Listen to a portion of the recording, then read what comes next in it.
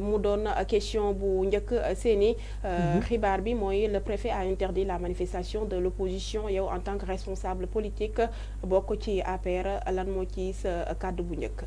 li ci jiitu d'abord dañu nekk ci événement boo xam ni ñëpp ko bëgg. muy tabaski bi ñu jëm. muy événement boo xam ne ñëpp a ci bàyyi xel. umpalewu leen temps yi sax dëkk bi dafa xat boo leen xoolee circulation oto yi dafa compliqué. ñiy jaay xar yi pratiquement sax fi ñu teg seen ay xar sax c'est un peu compliqué. ñu bëgg ci di boole leneen la nga xam ne aussi ça va perturber davantage la circulation des personnes mais également aussi ñi nga xam ne aussi dañuy liggéey duñu mën a liggéey comme convenablement parce que ñu ñëpp kenn umpalewul manifestation yi fi opposition wala sax dañuy wax naan ay société civile lañ fu muy mujj ñu ñëpp xam nañ ko kon nag actuellement pour man ce qu'il faut il faut faire preuve de responsabilité mais également aussi il faut être raisonnable jamono jii du jamono organiser ay manifestation que les gens se calment un peu et qu'ils comprennent effectivement que dafa am loo xam ne jamono ji moom mooy li xew parce que nag jullit ci biir dundam bëgg na tabaski su jotee mu def ko ci jàmm. kon nag bon je pense que le préfet en une personne avertie en une personne responsable mais également aussi il est dans l'information il est dans le renseignement également aussi ñun li ñuy am moom mooy peut-être des informations comme ça comme ni ma ko yëgalee mais moom li muy xam ba mu motiver ko véritablement pour mu interdire marche peut-être mun na bañ a doon li nga xam ne man moom laa nekk di wax parce que ñooñu ils sont dans le renseignement ils savent ce qui se passe. Donc dama koy saluer la mesure. Parce que quand les autres ne sont pas assez responsables moom mu am une responsabilité n'est-ce pas que ñun en tant que citoyen qu'on soit n'est-ce pas dans la quiétude ah que ni que moom bu ko jëlee dañ koy saluer rek ci motif yi nga xamante ne moom la daal di wax sax loolee waral ba mu daal di interdire lii di manifestation bi gis nañ ci trouble à l'ordre public risque d'infiltration ak li nga xamante ne moom la ñuy duppee entrave à la liberté entrave à la circulation des personnes et des biens gis nga ko loolu yëpp mooy région yi nga xamante ne moom la le préfet joxe looloo tax ba mu dakkal manifestation bi à quelques jours de la Tabaski c'est-à-dire à 3 jours de la fête de la Tabaski aussi. Mais il faut c'est des décisions salutaires ah. Fatima c'est des décisions salutaires xam nga am na loo xam ne jamono ji dafa dem ba dugg ci mbir yi la nga xam ne gaa ngi koy organiser boo ko waxee ñenn ñi weddi ko. mais ñoom ils sont dans le renseignement je te le dis tout de suite am na loo xam ne mënut a ñàkk te ñoom xam nañ ko xam nañ effectivement ce qu'il en est et maintenant quand il y a des risques d'infiltration et des risques n'est-ce pas de trouble à l'ordre public bah.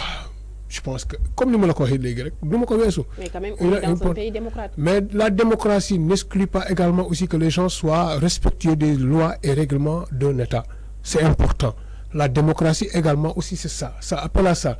C'est-à-dire quand tu es un démocrate, tu dois te battre pour que les règles démocratiques soient respectées véritablement. C'est pas parce que yow da la arrangé rek que nous sommes dans la démocratie et que quelque part ça ne t'arrange pas rek tu dis que non nous sommes dans un état de droit, on ne doit pas nous interdire ça. Mais c'est parce que nous sommes dans un état de droit qu'on t'interdit parfois d'organiser certaines choses. Et c'est important parce que yow li nga xam ne moo la ñor peut-être ñorul keneen. Est-ce que tu comprends? Parce que tey dama lay wax ni xam nga ñi di manifester wala di organiser ay marches c'est peut-être même pas 1% de la population que ça intéresse. ñoom la gën a ñor ñoom ñu koy organiser am ñoo xam seen yoon nawu ci tey da ngay bëgg a liggéey yooyu am doo mën liggéey da ngay war a jaay doo mën a jaay da ngay bëgg a ubbi sa place yaa ngi ko ragal ubbi parce que tu dis que da nga koy ubbi ñu agressé la jël sa bagage dem seen yoon. dem di kii ñu leen di taal mu nekk alal boo xam ñun ñëpp a ko bokk après ñun ñëpp a koy fayaat. Peut-être ki ko yàq sax peut-être joxewul sax 1000 francs d'impôt ci biir réew mi. Alors donc nag ñii les préfets que ça soit le préfet que ça soit les forces de défense et de sécurité ñoom li leen ñor moom mooy ñun sénégalais yii di yeewoo ci biir Sénégal que ñu mën a nekk ci jàmm. Et ba ñu déglu également aussi ces sénégalais-là qui ne se réveillent pas au Sénégal qui se réveillent ailleurs et qui appellent tout le temps les gens à la violence également aussi. Et quels sont ces sénégalais-là? Ces sénégalais-là c'est ceux qui se disent c'est des pseudo-politiciens ou bien des influenceurs ou bien des lanceurs d'alerte. ñu ngi dans le monde du ma ci tudd turu kenn parce que il ne m'intéresse pas du tout. li ma ñor man moom mooy jàmmi réew mi nag ni mu ñoree le préfet ñun noonu la ñu ñoree tey les gens doivent avoir la tête sur la fête et que également aussi jàmmi réew mi parce que loolu moom mooy li am solo Ces gens-là, ce qu'ils veulent organiser à 2 jours d'une fête, d'une grande fête. Je pense que ñooñu li leen ñor seen bopp la ñor mais pas réew mi. Parce que bu réew mi moo la ñor dañ doon xeex pour ñu wàññi soble wala wàññi pomme de terre wala wàññi njëgu xar yi wala ñu fexe ni xar yi ñëwee Sénégal wala ñu fexe ba nit ñi mën a nekk dans de très bonnes conditions ñu mën a dund seen nan la ñuy def donc mën ko dund ci jàmm parce que ces gens-là en réalité ils ne se battent pour qu'une seule personne. Alors qu'ils doivent se battre pour le Sénégal. Se battre pour ce Sénégal-là, c'est de nga taxaw véritablement nga ne la ñu wàññi lii parce que dund bi cher na wala soit bëgg nañ tey maa ngi ñëw je vais en venir bul kii defal ndànk rek soxna si lamiñ ju lekk moromam te ñorul ndànk rek je vais en venir li may wax mooy tey ñoom suñu génnoon ne ah soble bi cher na man sii ni kenn du ma woo maa ngi ñëw suñ ñëwoon pomme de terre bi cher na war nañ ko wàññi kenn du ma woo may ñëw suñ ñëwoon tey xar yi dafa cher nañu génn marche pour xar yi ñu wàññi ko damay génn parce que je sais que ñii li ñuy xeex ni c'est un droit pour tout le monde c'est quelque chose boo xam ne ñun ñëpp dañ ko war a xeex. Vous comprenez? Mais quand les gens se battent c'est quand les gens se battent pour une personne et bien que les gens se battent pour des idéaux qui n'ont pas de sens pour nous autres ou bien ils se battent pour des choses véritablement yoo xam ne ce n'est pas pour le développement ou l'émergence de ce pays-là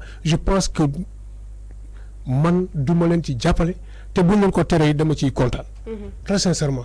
On ne doit pas se battre pour une seule personne. Pourquoi? Et qui est mais ma ne ñoom li tax ñuy xeex yëpp li tax ñuy def yi ñuy def nii suuf yeeg tappale yi ñuy def nii yëpp. Ils veulent se battre pour Ousmane Sonko.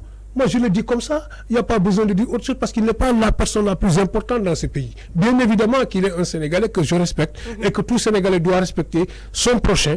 Pour ça, je le respecte. Mais nag dëkk bi sëñ bi waruñu ko yàq pour benn nit wala di ko bëgg a jaxasee ndax benn nit. Pourquoi les gens organisent des marches pour une personne ou bien des gens organisent des casses pour une seule personne. Le pays là fut avant que nous soyons. Et que ce pays-là, nous, les Yalla, que ce pays-là puisse continuer après nous. Et c'est important. Le legs qu'on doit léguer à nos enfants, à nos petits-enfants, aux générations futures, je pense que ça doit être le xam ne lu baax la waru leen jox benn yoon la nga xam ne lu bon la même ay exemples yu bon. tey moi je vais en venir ces manifestations-là. lu bon non manifestation kay wax tout jeex na xam nga manifestation wax. Manifestation génn manifester toj oto yi yàq dëkk bi toj Auchan yi toj Supeco toj Total toj lu la neex agressé nit ñi sàcc portable nit ñi yàq magasin jàmbur yi yàq télé yi yàq rajo yi loolu c'est ce que vous appelez manifestation et les gens ont le droit de faire ça. On n'a pas le droit de faire ça. Ça ce n'est pas une bonne chose.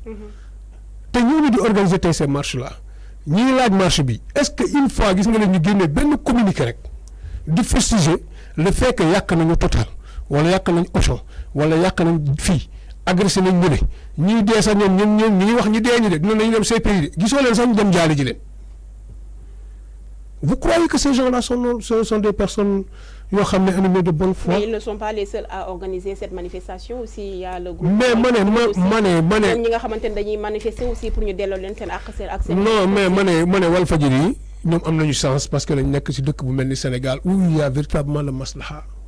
Ah bon? Mais si ça aurait été dans un autre pays Walfadjri dañ koy tëj tout bonnement parce que une rajo une télé ma ne dans un pays am na tëj ko pour un mois. am na un mois wala man si c'était moi dama koy tëj mu jeex. C'est pour cela que je dis que ces gens qui sont là et qui travaillent pour l'État, c'est des personnes magnanimes. Man laa wax. Si c'était vous, xam nga ça engage ma personne. Ça vous engage. Parce que quand une télé, une radio qui est censée informer se transforme en désinformateur wala désinformatrice. Une télé qui appelle les gens au terrorisme. Moi, c'est mon intime conviction. Je ne parle pas peut-être de ta vision, de votre vision. Vous pouvez avoir une vision contrairement à la mienne. Mais moi, c'est une chaîne de télévision. Même si tu es du pouvoir, quand on t'invite dans cette télé-là ou bien dans leur émission radio et tout, mais c'est pour t'humilier. Ils sont 10 contre eux. Mais ils ne font que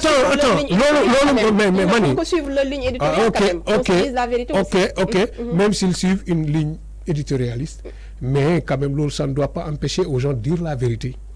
Il ne faut pas déformer l'information. lii da nga may permettre sax ni ngay waxee ni ça me permet de dire une chose que j'avais toujours à travers ma tête mooy ni que on t'invite tu es de la mouvance présidentielle nga nekk yow kese contre 10 personnes sur un plateau loolu CNRA da ci war a jóg c'est pas normal on t'invite à Ndoumbelane tu viens tu es une personne damay tudd tuuti parce que moi je suis comme ça on t'invite à TFM Jakaarlo c'est comme ça heureusement tey mu ñëw mën ak yow rek ñoo fi toog ah mais da nga dem ay débat yoo xam ne tu es une personne contre 10 ça CNRA war na ci wax. mais il faut day boo yu mel noonu bu xewee il faut des arguments rek parce que débat aussi ku ci nekk da ngay am sa idée bu nga xamante ne moom ngay défendre. mais ñëw même si tu es seul et des arguments yu nga xamante ne yow mën nga défendre sa bopp rek.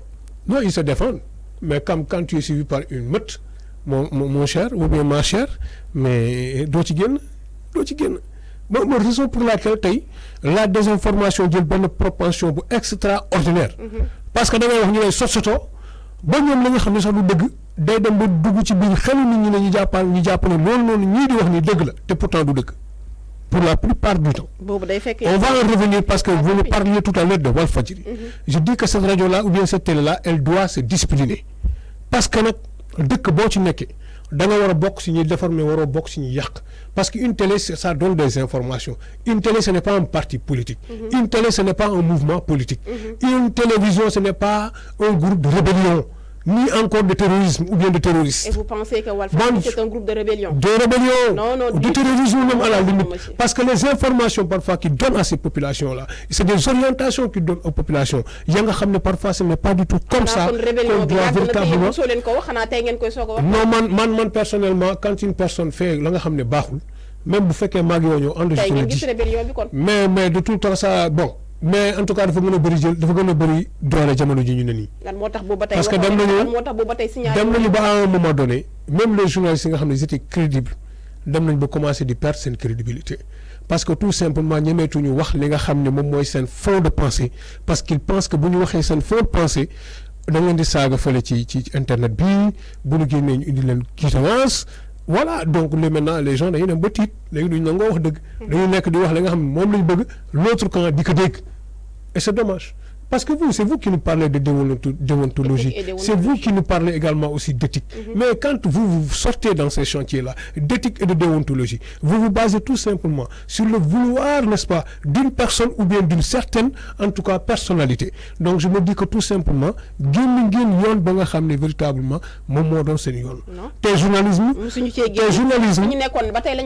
tes journalisme dafa am problème. Parce que Cheikh Yérim Seck. C'est votre pensée? Non, man kay waxuma sa pensée, je pense sama pensée laa wax. Cheikh Yérim l'autre jour la correct bu muy da koy jéem a indil ay problème mais je pense que tout ça remet encore en cause la sincérité même de cet organe-là. Ah bon? Si.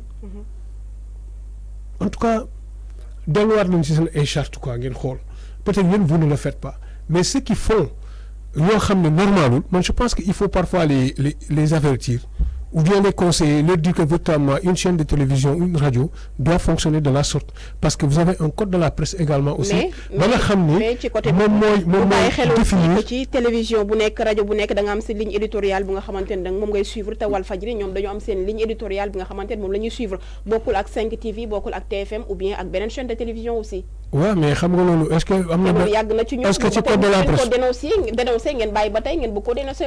mais ma ne est-ce que ci code de la presse.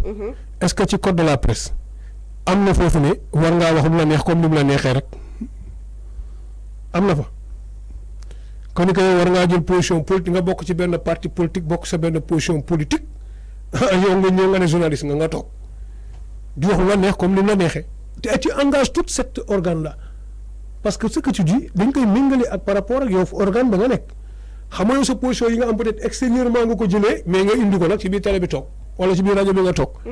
Mais donc il faut en assumer toutes les conséquences. Moi si j'étais chef d'entreprise d'un média soo jàddee dama lay woo man la sëñ bi bien vrai que am nañ benn ligne éditoriale boo xam ne di lay woote mais nag sëñ bi nii